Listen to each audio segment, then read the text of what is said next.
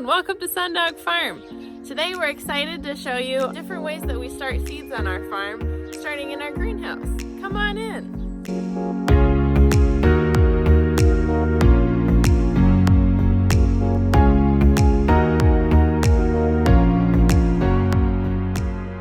So today we're going to show you our methods for starting seeds. Here we have channel trays that have these like narrow little pathways that we start seeds in. And then over here we have soil blocks. That is a really nice plastic-free way to start seeds in our greenhouse. And then the final thing we'll show you is how to direct seed stuff outside. Broccoli needs the right temperatures, warm temperatures, sunlight, and moisture to germinate.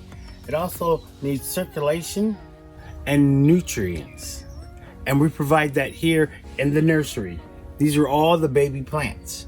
The baby plants then will mature enough to be transplanted into our hoop houses up on the hill and outside. So I'm mixing up soil that I will put into these channel trays where we germinate a lot of different kinds of plants. We fill it with a nice moist soil, and then most of the stuff that we do in here, then we put on a heat mat that we have to kind of speed along germination and improve the amount that germinates. And we use a couple of different soil mixes on the farm. The kind that we use for the channel trays is a thinner mix that's got some good texture to it. So it has like these white bits, which are called vermiculite. We start several different kinds of plants in the channel trays. And for the most part, they're stuff that we want to start on the heat mats because it's easier to transport the small trays around and on the heat mats and back up to the greenhouse for better temperature control. It's stuff that we want to get especially good germination on, or that we need to have on the mats to get good germination.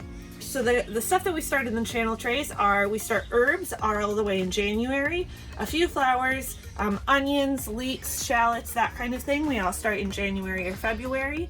And then this time of year, now we're starting peppers, eggplants, and tomatoes in the channel trays.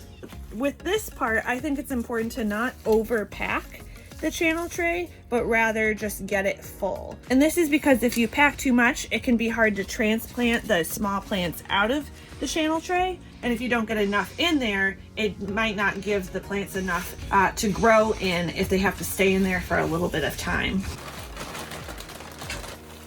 I am making soil blocks.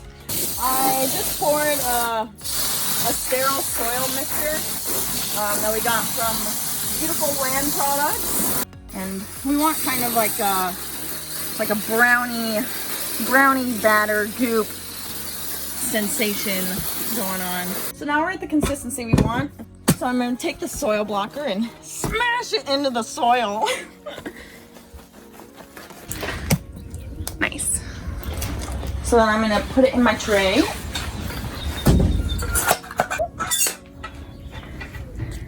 There's these little holes, little indentations that the soil blocker makes, and that's to allow the seed to have space to grow and germinate and not wash away when we're watering them. Moisture control is one of the most important things for germination and also for caring for seedlings. I would recommend getting a really nice waterer, or finding some way like a watering can that you can control how much water you're putting on a plant. I really like this Wonder Waterer to give nice, even, thorough watering to our seedlings. So as you can see, these little tomatoes that we started in the channel tray are ready for transplanting. I'm just moving them from the channel tray to the larger soil blocks. And it's very important to be very tender when we do this because they're really delicate. I use my finger to like deepen the hole from the soil blocker, and I just tuck them in. Oh, just like going to bed at night.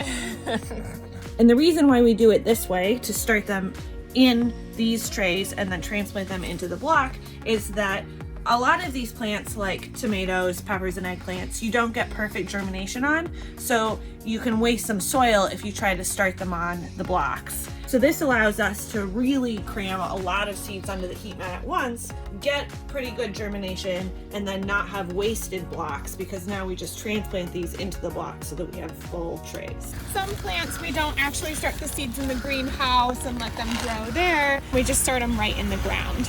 I am hoeing. I'm making a line to put seeds down into the ground. We put the seeds right in the ground. That's called direct seeding. So Angel just laid out some of the seeds, and now Maya is covering the seeds back up with the hoe. So now that the seeds are covered up, they're going to germinate. Now that it's raining.